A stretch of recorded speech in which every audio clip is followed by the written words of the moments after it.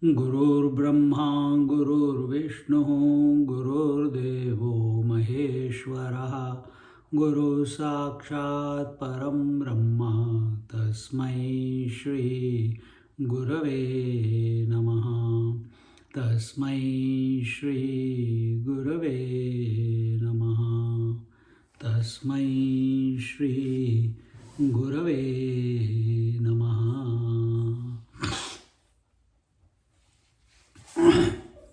So last week we saw in the 185th verse that Drushta Drushyanchya Pagrasi Madhye Ullekh Vikasi Yoga Bhumika Aisi Angi Vaze. When the drashta, the seer, has swallowed the drishya scene, the experience is over. Between the successive experience is the self-revealed. This is called yoga bhumika. And we saw last class also, in meditation also, yoga means where the individuality dissolves and the truth alone remains. And this is that point where the dichotomy of consciousness of the truth as if appears as two, the subject and the object, the drishta and the drishya, and where the drishya is the inert, is jada, and the seer is conscious. And this conscious seer as if swallows, as if absorbs, as if takes in, as if becomes one with the object. Just like I gave you the example last week, just like when you, the eater, eat the food, till the food is outside of you, you are the eater and the food is the eaten.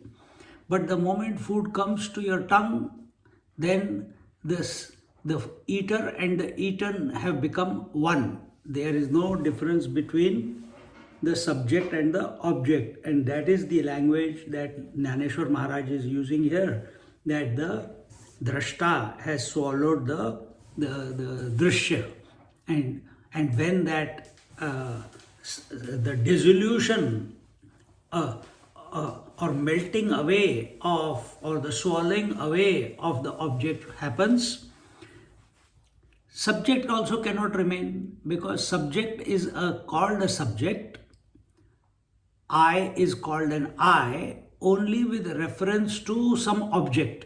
If there is no object, then what happens to the I? The I goes back to the infinite I. And that is the yoga bhumika. And therefore, we did this 185th verse. Now we come to the 186th. Now, that point was explained last week, and now the examples with reference to that yoga bhumika. This principle of seer-seen difference and substratum is explained through examples which in themselves constitute contemplative exercises.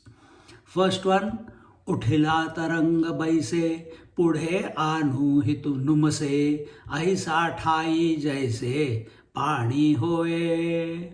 Just as this we have seen, this example we have seen many times, but from a different angle this time. Just as when a wave has arisen and also subsided, but the next wave has not yet arisen, at that point there is only water. Yeah, when we look at the ocean, when we go to the beach, we see one wave appear, and when that wave has dissolved, gone back to the water, and the next wave in its place has not come, what is there between the two waves? There is only water. And that's the point. Now that example of water or the wave has to be made subjective by way of a thought wave. One wave has, Swamiji says, one wave has arisen and has subsided. The second wave has not yet come up. At that point, it is only water.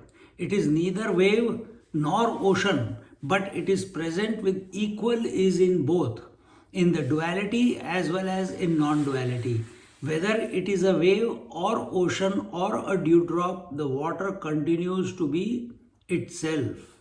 Now, taking this example, you apply it on yourself. In the same way, thought waves arise and die. But when the last thought has been thought of and there is no more next thought, at that point there is only pure self. In the above example, the water. When does this happen? That the last thought goes away and only the self remains? Again is another, in the 187th OV, the example is taken, and this example is happening to you every day. Ka neend saroni geli, jagruti nahi chaili, tevha hoya apuli, sthiti jaisi. Or it is like when the sleep is over, but we are not fully awake. Now, this two examples, taking these two examples in short, in 15 minutes, we did the meditation this morning. Here now a detailed explanation. The sleep is over, but the waking has not yet fully arrived. This junction between the manifestation of consciousness and the disintegration of consciousness as the knower-known knowledge is called Yoga Bhumika. What is this knower-known knowledge? The Triputi, the triad. This triad is the basic ingredient which goes into making a thought. What is a thought? What is this knower-known knowledge? The knower is also consciousness, known is also the pure self, and the knowledge is also pure self. Everything is pure self, the truth. But as if the one truth, that one infinite truth, under the certain circumstances called the mind, has become divided itself into three. How it has got divided itself into three? Just like man being one has got divided himself into man as a husband, as a son, as a father. So he is appearing as three. But because these three are appearing, has the man become any less? He still continues to be man. Without the man, the three cannot express. Whether they are expressing or not expressing, nothing happens to the man. Man continues to be man. Exactly the same way, the pure consciousness, the truth, the reality, as if appears at the level of mind. Mind is with reference to these three. If there is no these three, then mind goes back to being the truth. So these three, the knower-known knowledge, here it is saying the junction between the manifestation of consciousness and the disintegration of consciousness, meaning when one thought, which is subject, object and instrument of knowledge, has dissolved and the next thought has not started, that space between the dissolution and the appearance of the next thought, dissolution of the previous thought and the appearance of the next thought, that space between is the Yoga Bhumika. And these are two principles. There are two principles, he says. What is that? One of sentiency, the other of knowingness. In deep sleep, sentiency alone is. Sentiency, life alone is expressing. No knowledge is taking place. Sentiency means knowledge. Knowingness means knowledge of something. Sentiency means expression of consciousness through matter is called as life. And that can be animal is sentient, human being is sentient, birds are sentient, trees are sentient, rock is not sentient, rock is only existing. There is no expression of consciousness there.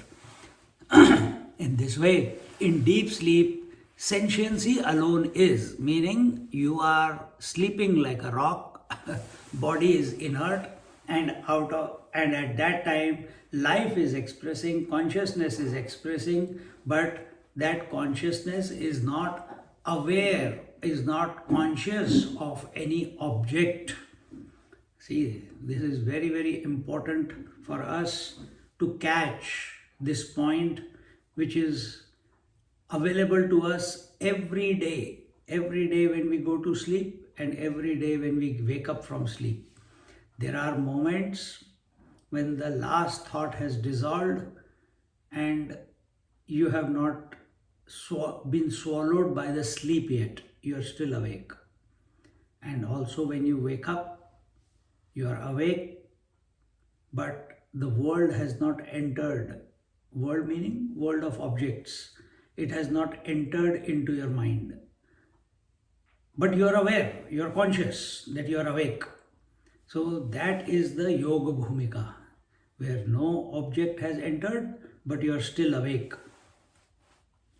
That's what is being told here. In deep sleep, sentiency alone is.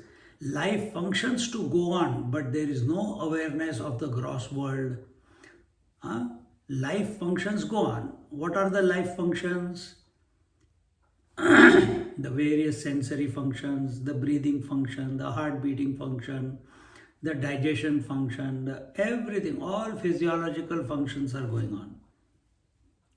But what is one thing missing? But there is no appearance or entry of the gross world. What is the world? Whatever that I am the body, this body form has not entered our mind yet. All the objects in the room have not entered the mind yet. The time has not entered the mind yet. Where I am sleeping, what space, am I in my bed or other bed or anything? Bed again is an object.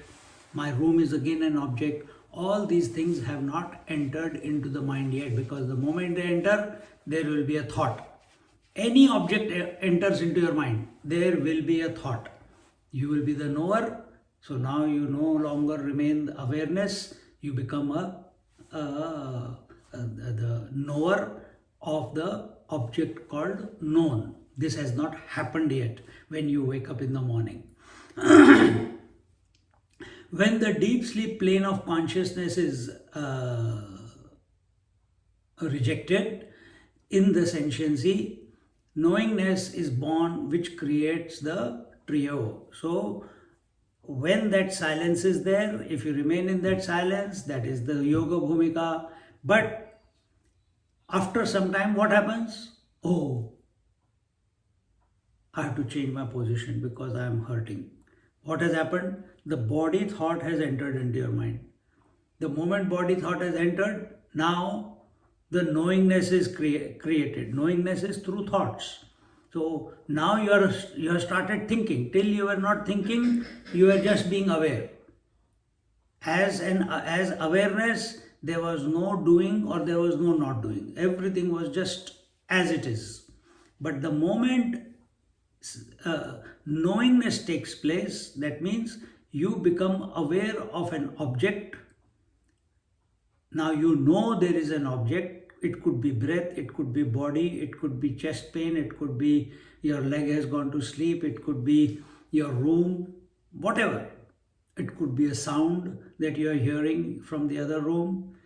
Knowingness happens, and the moment knowingness happens, at that very moment, the knower known knowing, the trio, the seer seen seeing, hearer heard hearing, smeller smelt smelling, experiencer experienced experiencing, these triputi, the trio, they get born and the hijack the pure consciousness or the truth, as if. Now we are more focused on the thoughts rather than the pure consciousness that we essentially are. Here the reference is made to that point where deep sleep state has left and there is now sentiency, which is life expressing through this body, as well as the potentiality for manifestation as knowingness, which is not yet manifested. Meaning, at that moment when you wake up in the morning, at that moment when you wake up in the morning, where the world of objects has not entered into your mind, you are awareness. And the moment object enters, knowingness begins, meaning thought production begins.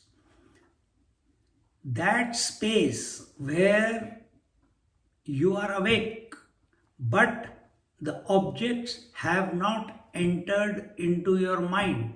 It may be for few seconds, it may be for few minutes. Everyone experiences it every morning.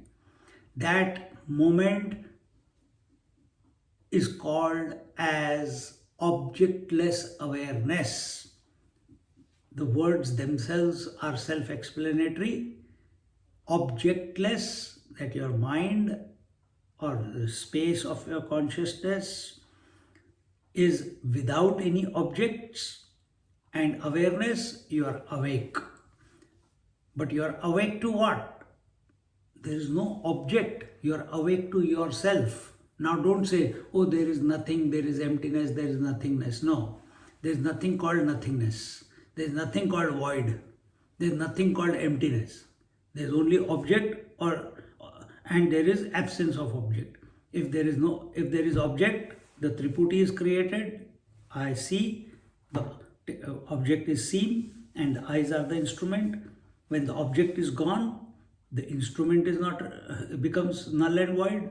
The knower, that is I, also has got no job to do. It also goes back. And the moment it goes back, now you cannot say, oh, now I can't see anything. No, you are still there. So the I, the subject, reverts back to its original status, which is the reality, the pure consciousness, the witnessing consciousness. So here awareness is, but it has not yet swallowed any object for cognition. If I am why I am talking? Because in front of me the words are there, and the OVs are there, and the commentary is there, and you are there, and I am interacting with you. But if you are not there, the Amrutanubhava is not there, the words are not there, then will I be talking to someone? Will there be a need to talk to someone? Think. This itch to speak, the itch to experience, the itch to see, hear, touch, feel, taste, the itch to interact with some object. If I don't interact with an object, I can't handle my mind. Majority people are like that. If I can't handle my mind, then I go into depression. Or instead of depression, before depression, I start having doubts about my own sanity. Think. I think I'm losing my mind. I think I can't remember anything. I think my mind is the sleep is not coming. I think whatever I want to remember, that is not coming up in my mind. I think I'm losing my mind.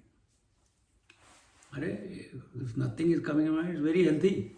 Take it in that sense and remain happy. But instead, we are experts at digging our own grave within our mind.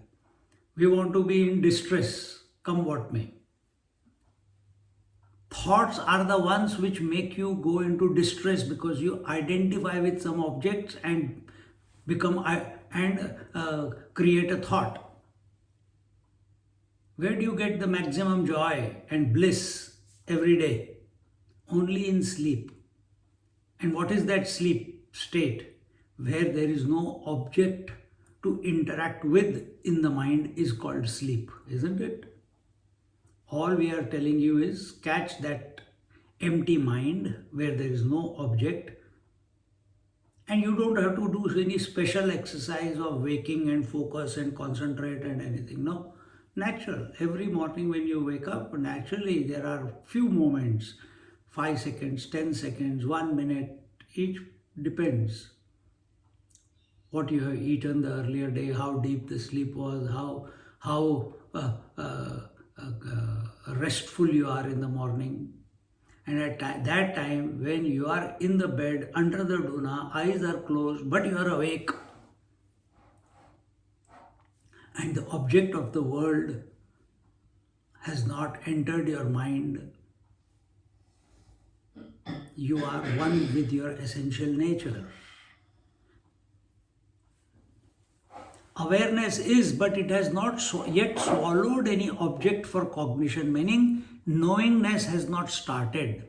I know I'm in my bed. I know I'm the body. I know I'm getting late for job. Oh, I know I have to catch my flight. I know I'm in my room. No knowledge is taking place. Why? Because no object has entered into the mind.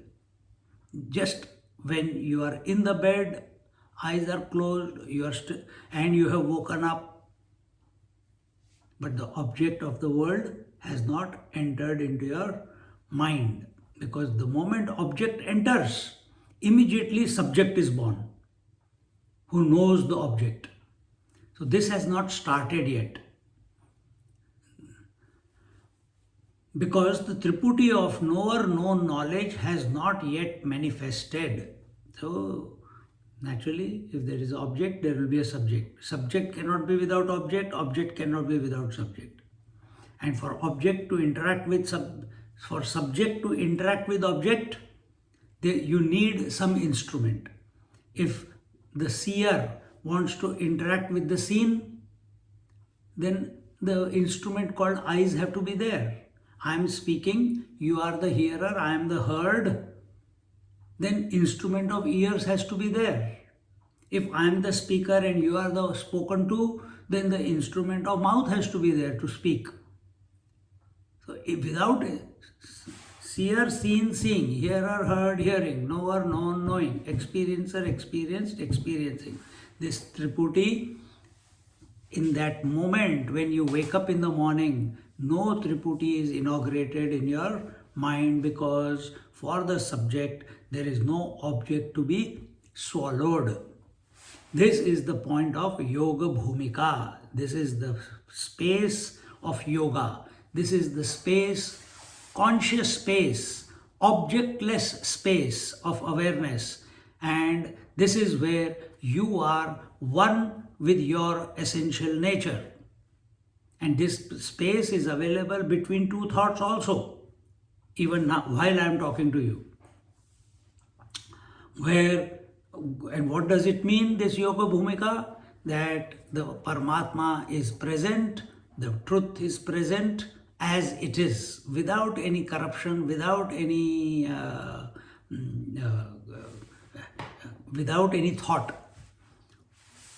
Once the knowingness aspect becomes evident, the world of plurality and a tragic existence begins. So what does it mean? What is this tragic existence? What is this world of plurality? What we know the world is space, time and objectivity.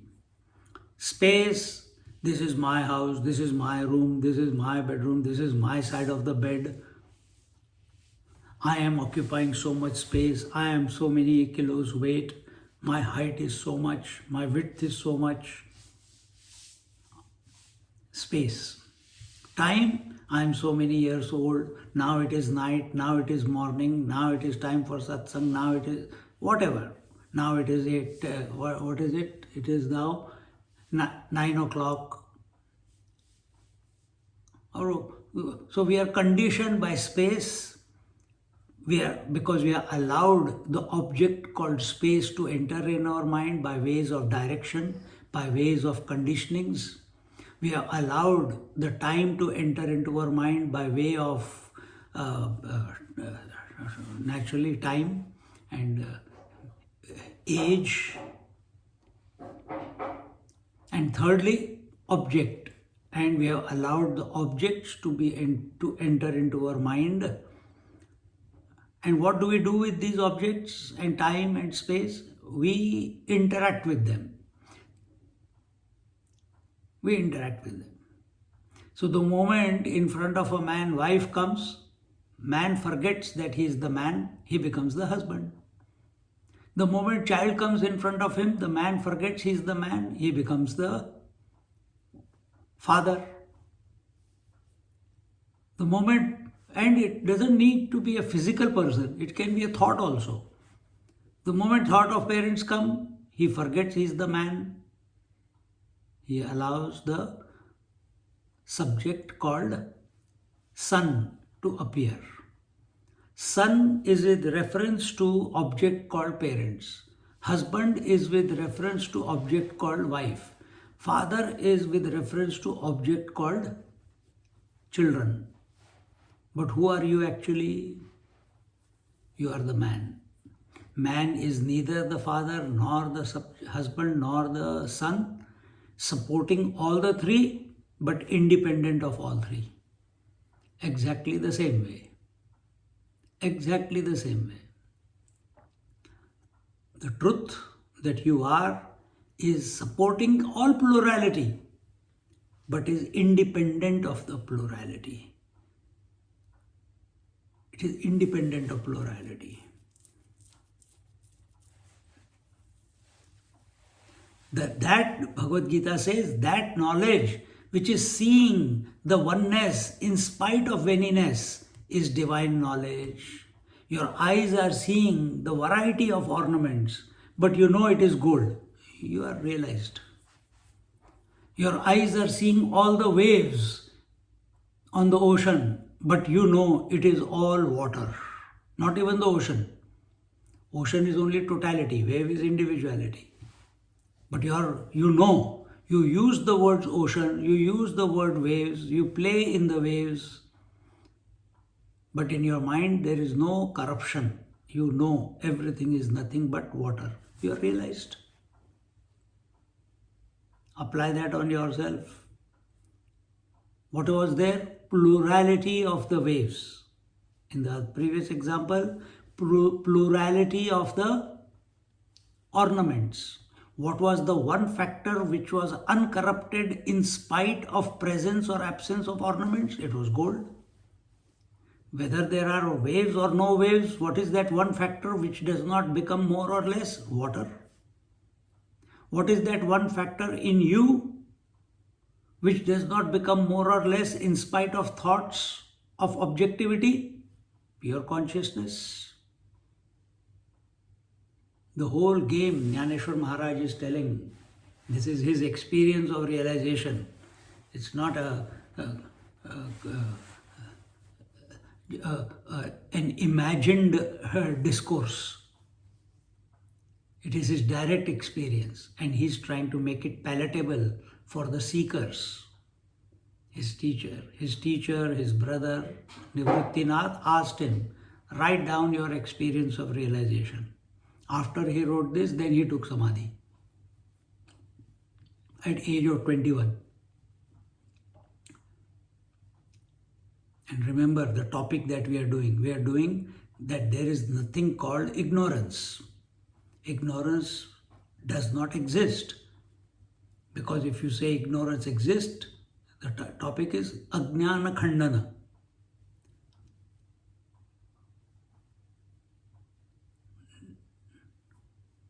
Devaluation of ignorance, or ignorance does not exist. Because if ignorance exists and truth exists, then there are two existences. That is not possible, not accepted by our scriptures, not accepted by the masters, not accepted by the realized masters, because they know there is only one without a second.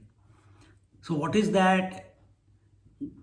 Gita says in the 18th chapter, that knowledge which is seeing the oneness in spite of manyness. So where does the problem comes? What is the manyness? Father, the son, the husband is manyness. What is the one? The man.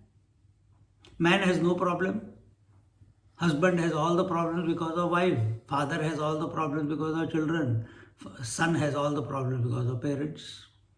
Meaning, problem means all the thoughts because of parents, because of wife, because of children. Man has got no thoughts. If the wife does not come in front of him, there will be no thoughts of the wife. He will not get the thoughts of children in front of his wife. He will not talk like a father in front of wife. See? So just like our attention is on the one water in spite of all the waves, our attention is on one gold in spite of all the ornaments. Your attention when you go to buy ornaments is on the name and form of the ornament. When you go to sell the ornament to the goldsmith, his attention is on the gold. He does not buy the ornament back from you. He gives you the money for the gold.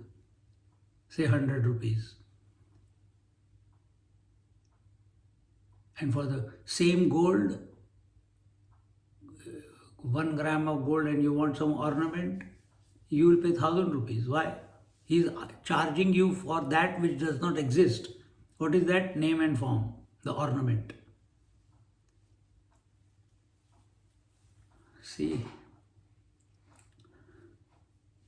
So name of the game is move through life, keeping your attention on that unchanging principle which is supporting the entire plurality, but itself not getting corrupted by the plurality. Corruption here means not getting identified by the plurality. When one focuses the attention on this non-dual life principle, one is in tune with the truth. So what is our problem? We are in tune with the objects of the world, with our children, with our wife, with our food, with our tea, with our breakfast, with our laziness, with our shortcomings, with our unwanted thoughts in the mind. We are aware of all that, but we are not aware of that one life which does not become more or less. It has been constant from the time you were born till now. It has always been there. We are talking about life. We are talking about consciousness. Think, what is that which has not changed? Why you are only thinking about that which keeps changing and then suffer on account of that? That no God can also help you with that. You have to help yourself. The sentiency along with the knowingness is existing in its full potentiality, and yet the differences which take place on account of the knower-known-knowledge trio have not yet been created. Meaning what? The sentiency, the life which is expressing through you. When you wake up in the morning, the objects have not entered into your mind. The potential of life to express as the triads, to express as thoughts is fully available. At a drop of a hat, the thought will appear, but it has not appeared yet. Potential is there, but it has not, the pure consciousness that you are, the awareness that you are, it has not become divided into knower, known, knowing, seer, seen, seeing, hearer, heard, hearing. It has not gone into that breakup yet. It is just as it is, because you are awake. First point. Second point, there is no object in the mind. Second point. Therefore, no triputi. Third point.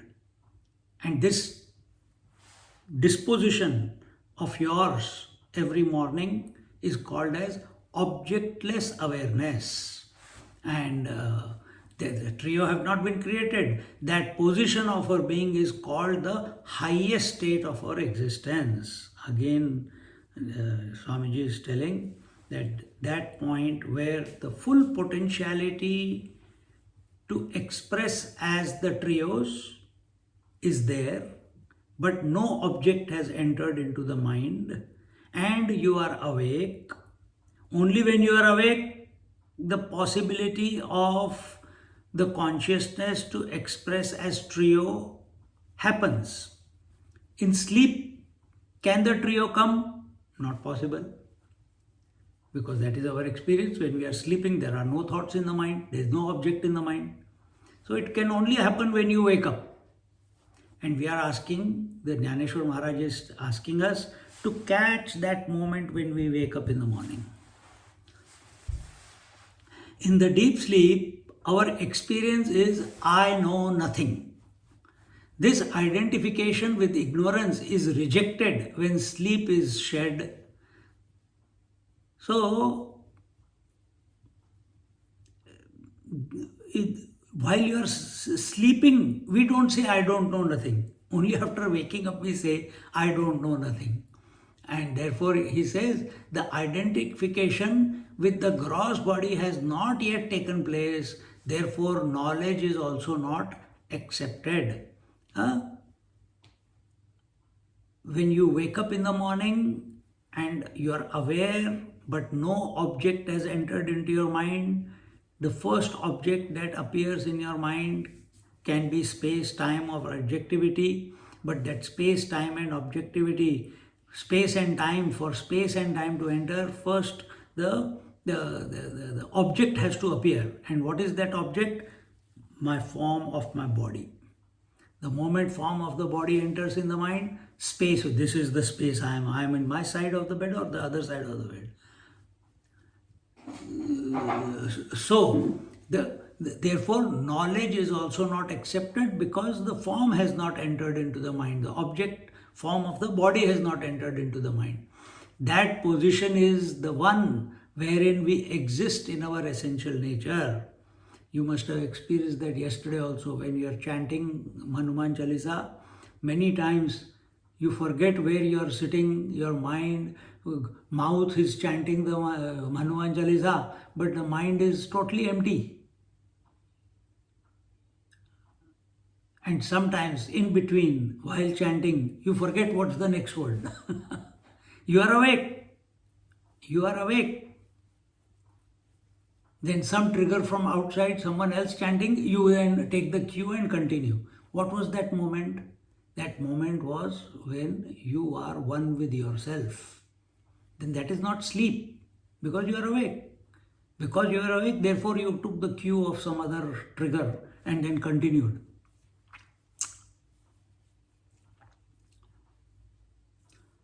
That position is the one wherein we exist in our essential nature, where no objective knowledge has started yet. That is the reason why the best time for meditation is in the early hours of the morning, called the Brahma Muhurta, when Brahman is revealed. This cannot be described in any language.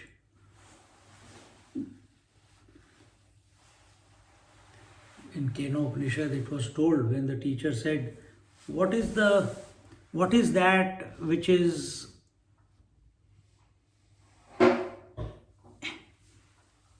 what is that which is desiring all this world? What is the source? The teacher says to the student that it is the eye of the eye, it is the nose of the nose, it is the ear of the ears, it is the mind of the mind. And then he asked a question, who is inspiring this whole creation? What is the source? And the teacher is answering like this: eye of the eye, ear of the ear, mind of the mind.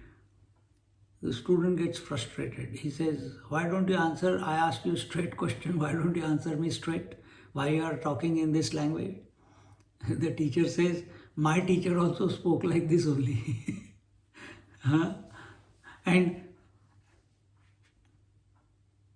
And this is the way it has to be spoken.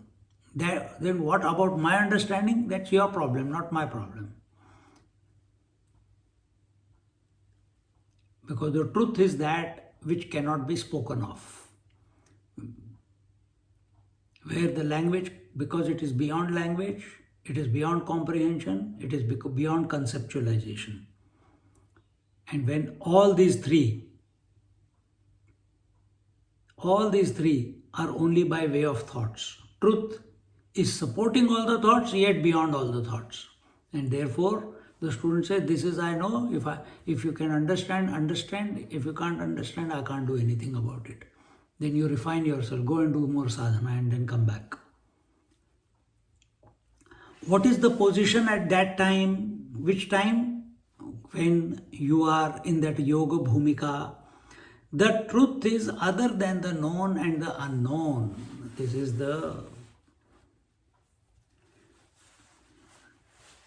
the conclusion there in Kathopanishad, that the truth is other than the known and the unknown. What do you mean by truth is other than the known and the unknown?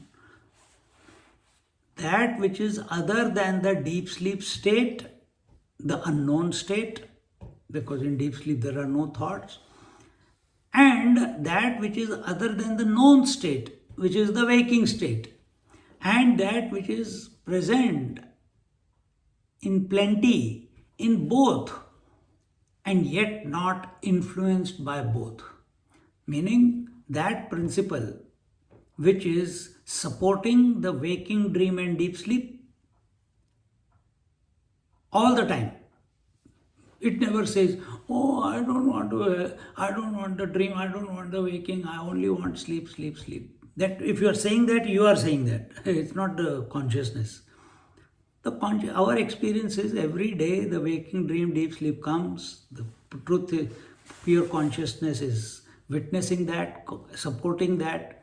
But is the witnessing consciousness affected, influenced, enslaved by the waking, dream, and deep sleep? No.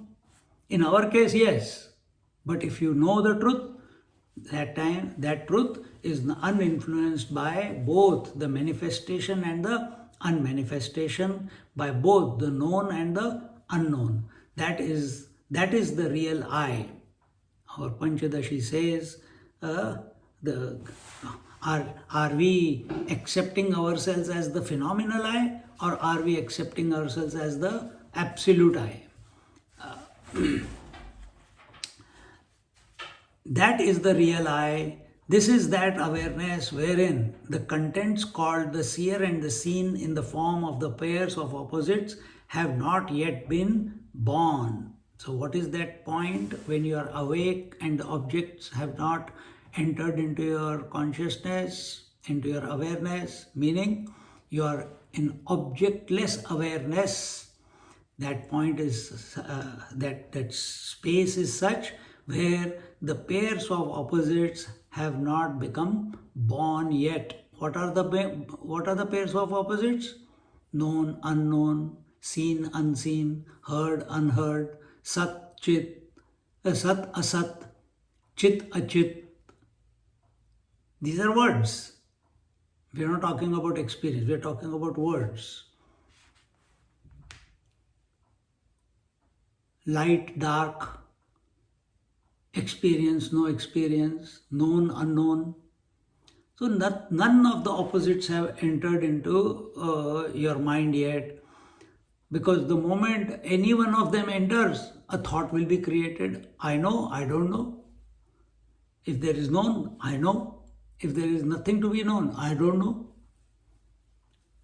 This is the Supreme Self, one's own essential nature, the effortless existence where the mind is undivided, where knowledge and ignorance are both rejected. Ignorance, nothingness, emptiness. So we have not made nothingness into a thought by rejecting it, by not accepting it, by not being enslaved or hijacked by it. That means the consciousness that I am, this consciousness is not hijacked by the thought of sleep. It happens after some time that you don't want to come out of the bed. you want to go back to sleep. Then the sleep has hijacked the consciousness. Or the object has, some object has hijacked the consciousness. Oh man, I have to catch my train or flight, I'm getting late. And you jump out of the objectivity is accepted.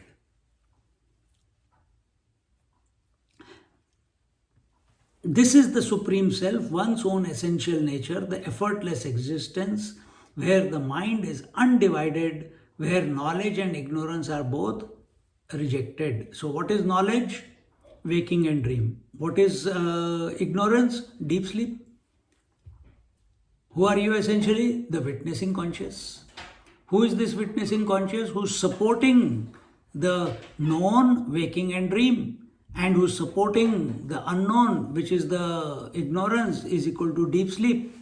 But the witnessing consciousness itself is not getting corrupted by the known or the unknown. And this is your reality. This is your natural disposition even right now. The state of awareness cannot be understood. Understanding means concept formation, which is essentially a monumental hurdle in the spiritual path. So, truth is that which cannot be perceived through the senses. Truth is that which cannot be imagined, projected, or thought of. Truth is that which cannot be conceptualized at the intellect level. Arre baapre. It cannot be perceived, it cannot be talked of, it cannot be thought of, it cannot be conceptualized. Then how do I know that I am? Because you are already that which you are seeking. So imagine this statement is made to the wave. Hey, wave, you are that, you are water. And you cannot see water, you cannot think water, you cannot imagine water. You cannot conceptualize water. He says, but what is water? I don't know. But you can see that wave is nothing but water. But why then it is calling itself, why that water is calling itself wave? Because of identification with name and form. Where does the name and form exist? In its own absence. It's only a phenomena. Actually, there is only water. Same way. You are identified with the name and form. I am so and so. But what is the essence? Nothing but the reality as existence, consciousness and bliss. Not being attentive of that uncorruptible principle, human being suffers in his life. The state of awareness cannot be understood because the truth supports, just like water supports all the waves, the truth supports all the minds, all the thoughts, but is not affected by any mind or any thought. And where is the understanding taking place? Only in the mind and intellect. So, because it is beyond the mind and intellect, therefore, understanding cannot take place. For understanding, we need concepts, logic. In the truth, logic does not work. Understanding means concept formation, which is essentially a monumental hurdle in the spiritual path. So then why are we studying scriptures? Why are we studying these verses? They are also words, they are also concepts, they are also ideas. Yes, you have very well said. Then why are we? Because right now we are full of the world. We use these words to replace the thoughts of the world. And eventually we drop these thoughts also. Just like you want to make your, what is sleep? Empty mind is sleep eventually, at a relative sense. But how do you go to sleep? Oh, I am feeling sleepy, I am feeling sleepy, you are doing this, you are doing that, doing everything. And if you are standing, you cannot go to sleep standing, you will fall down and hurt yourself.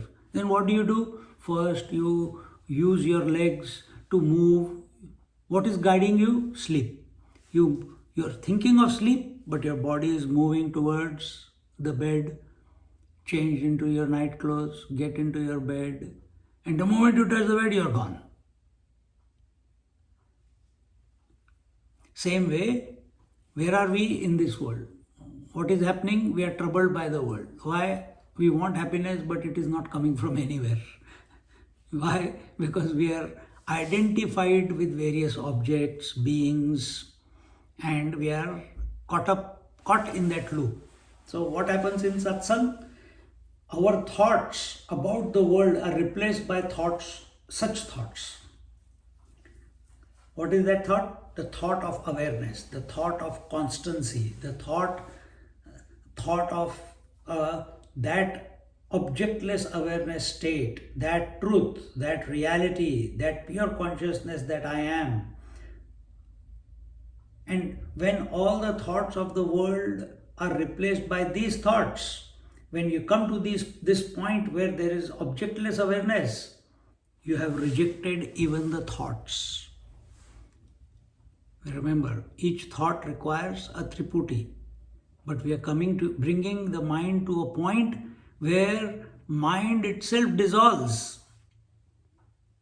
Between the two thoughts, where there is a thought, there is a mind. Where there is a next thought, there is a mind. Between the two thoughts, is there mind?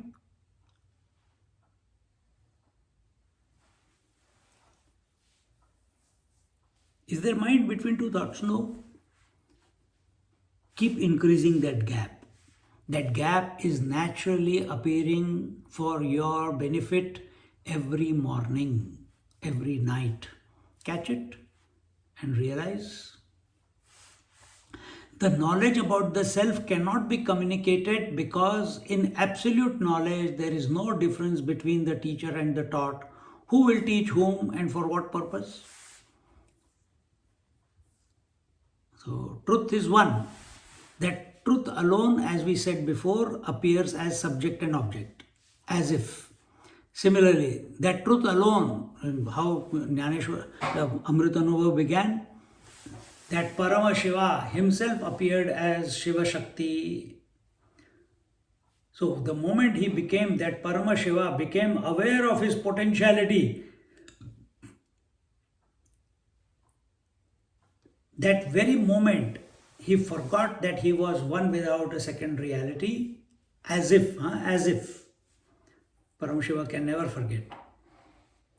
But he manifests with reference to that Shakti, he is now called as Shiva. When there is no thought of Shakti, then he is Paramashiva. When the thought of wife is there, you are the husband. When the thought of wife is not there, you are the man. Why is it so difficult to understand that? So, similarly, that infinite reality itself is appearing on one side as the teacher and the other side as the object called the student. And that one reality is playing with itself, just like water itself is appearing as ocean on one side, the Lord, and the wave on one side, the multitude of waves. And the ocean and wave are playing with each other. That is called Leela, Krishna Leela, Ram Leela, Ganesh Leela, Shiva Leela.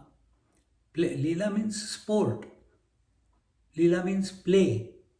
Leela means where there is no purpose. It's a game that is, a divine game that is going on. It's a divine game that is going on.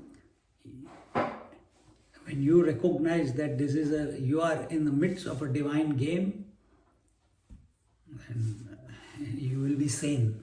Otherwise, everyone who thinks they are sane, actually they are insane.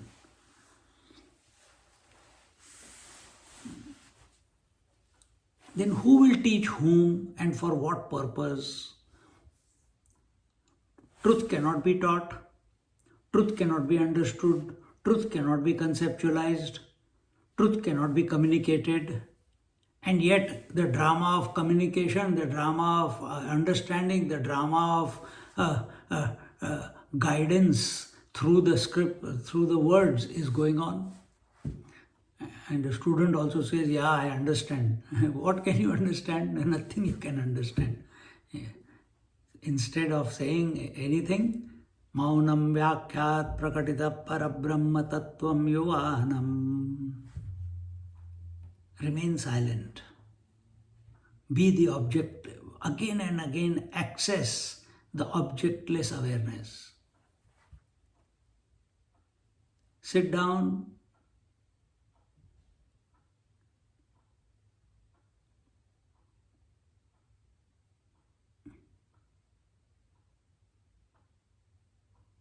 Even if I want to try now, for those few seconds, if I want to try to think of something, no thought is coming.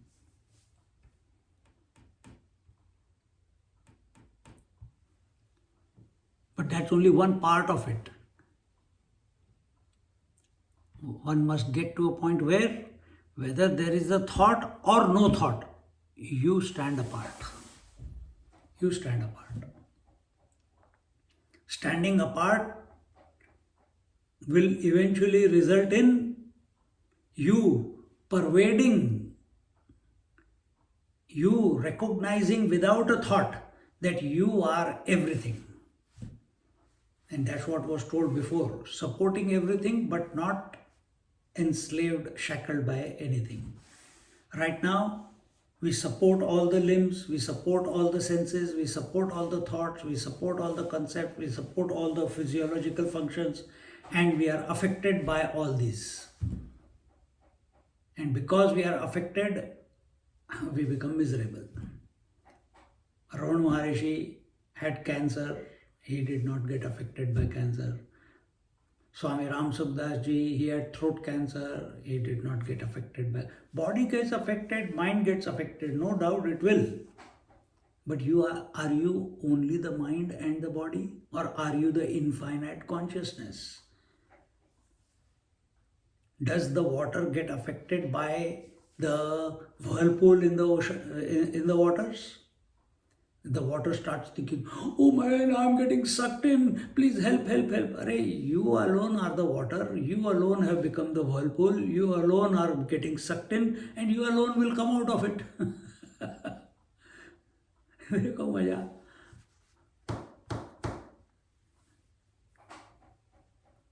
Where is the attention here?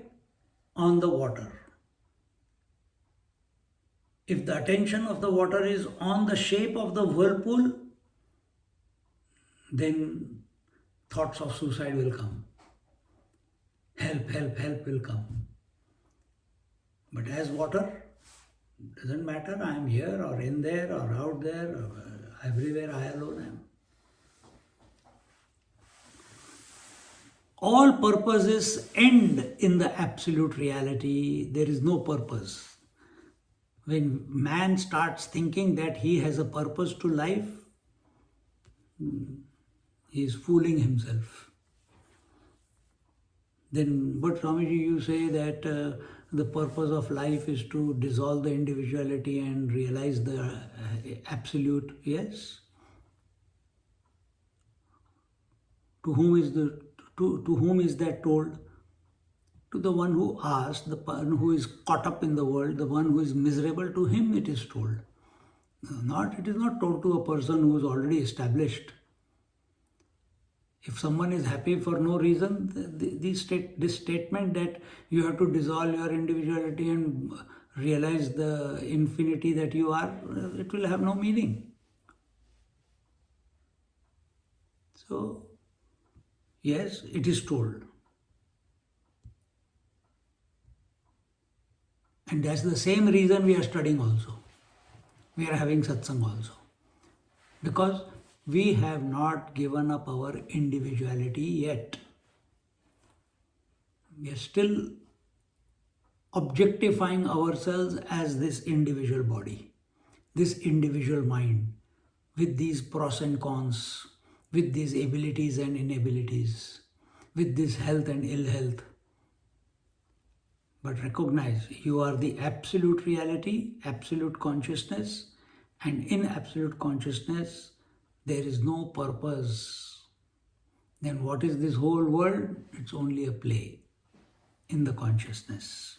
What are all the waves? Only a play of the water with itself, which brings about appearance of waves. Catch this point. We become serious. My family, my job, my this, and become miserable. The purpose of the wave is to reach the shore and die away. That also she doesn't want to die. She's crying. See, all other waves are getting together and pushing me towards the ocean, towards the shore. I think they are all against me. That's why they are pushing me towards the shore. And in that misery of eventual death, the shore says, oh, it becomes spiritual. I want to realize who I am.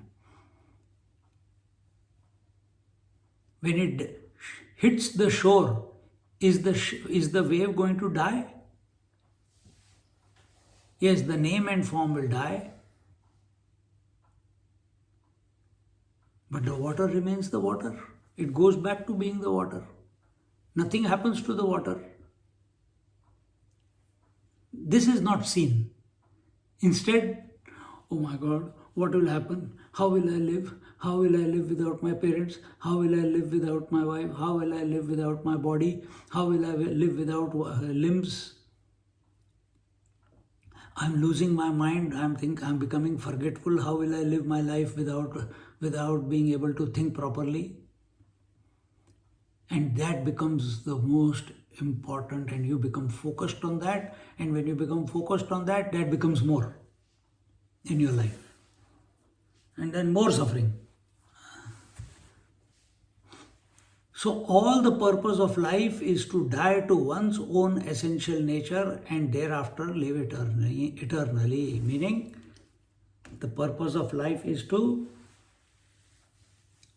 die to the individuality, die to the name and form that we have accepted ourselves to be by way of thought. And the moment the thought about my being dies, there and then the eternal nature starts expressing itself.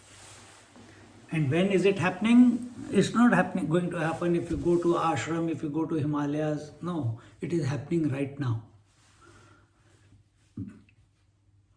It is happening right now. Catch it without delay. Be it without delay.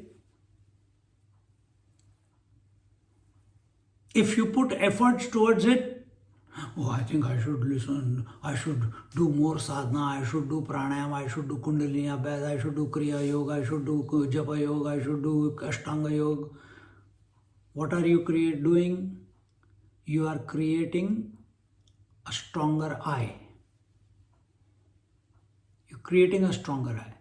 I think I should do this sadhana. Did someone tell you to do it? No. Did it come to you? No. Where are you inspired to do it? No.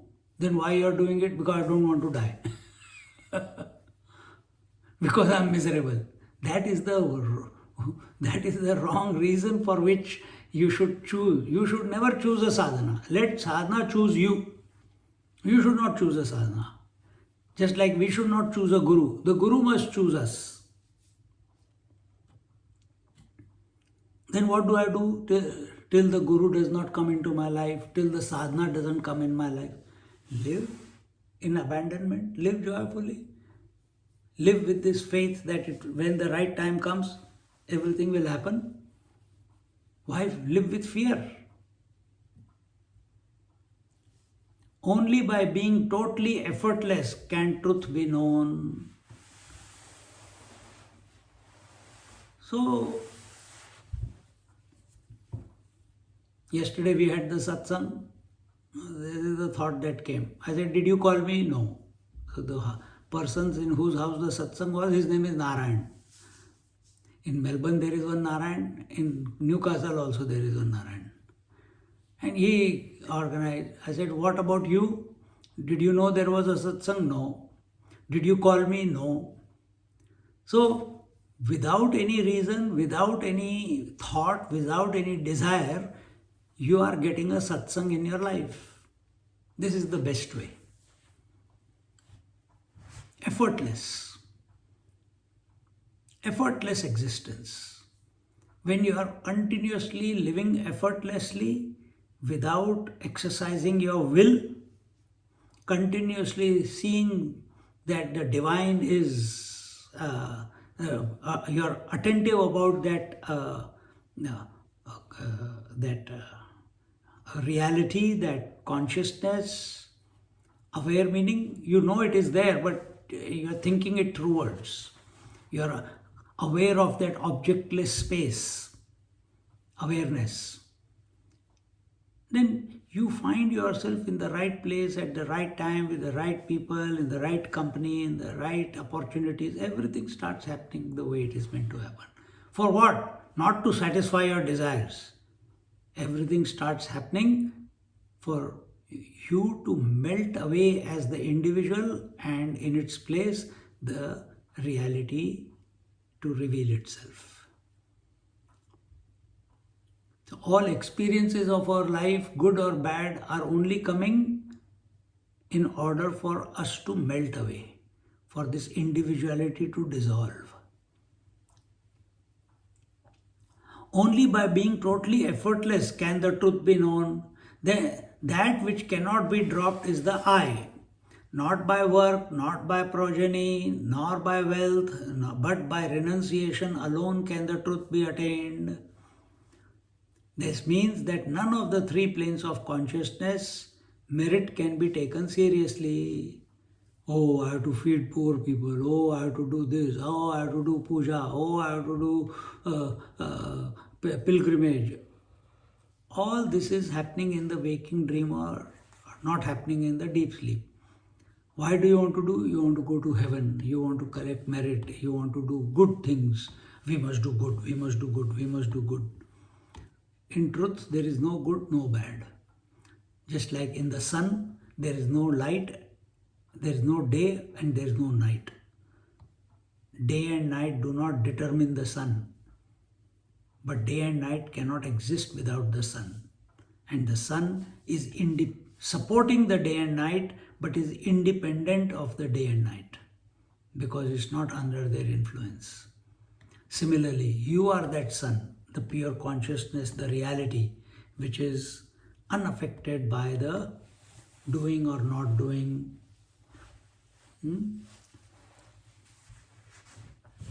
न कर्मणा न प्रजया धनेन त्यागे नैके अमृतत्वमानशुः. न कर्मणा, not by work. न कर्मणा न प्रजया, not by producing children. न dhanena, not by wealth, physical or spiritual. Then how do you attain immortality? Tyage nahi ke amritatva manasho. Only by renunciation. Forceful renunciation, no. So every night when you go to sleep, natural renunciation towards the world is taking place. The world is going out of your mind by itself. When you wake up in the morning, naturally the world has not entered into your mind yet. So there is renunciation. Natural one.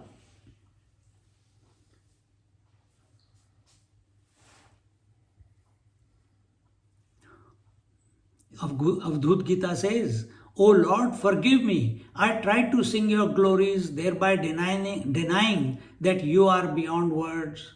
O Lord, forgive me that I went from one holy place to another in search of you, denying your omnipresence, that you are present everywhere. O Lord, forgive me that I start sitting for meditation, thereby making you other than I. Is the Lord an object to be achieved? An object to be grasped? No, he is inherent. He is not separate from you.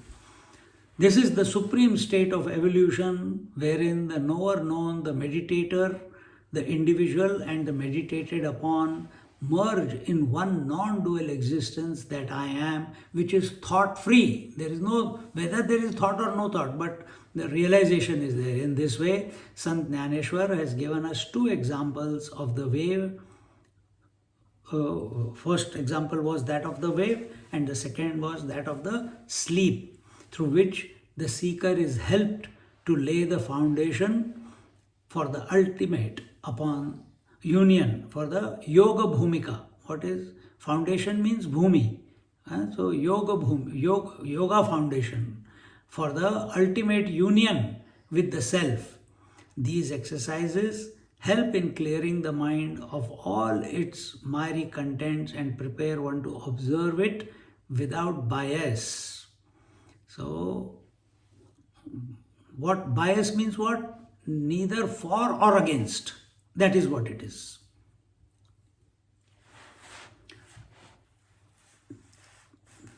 But we should not do na karmana. That is the ultimate state. Right now, if you are addicted to doing, instead of performing actions or initiating actions on account of tamas, replace them with rajas. Then recognize that they are also dynamic, you dissolve them and replace them with sattvic actions. So what is happening here right now? Activity is taking place. What is the activity? Speaking and listening. What about the absolute self? So there is sattvic activity going on. Where is this sattvic activity leading you to? No experience, but you are awake. This is the yoga bhumika. And with this, another example Jnaneshwar Maharaj takes in 188th verse. We'll look at it in our next class. 188th verse in our next class. Om Purnamada Purnamidam Purnat Purnamudachyate Purnasya Purnamadaya Purnamevavashishyate. Om Shanti Shanti Shanti. Harihi Om. Shri Gurubhyo Namaha. Harihi Om.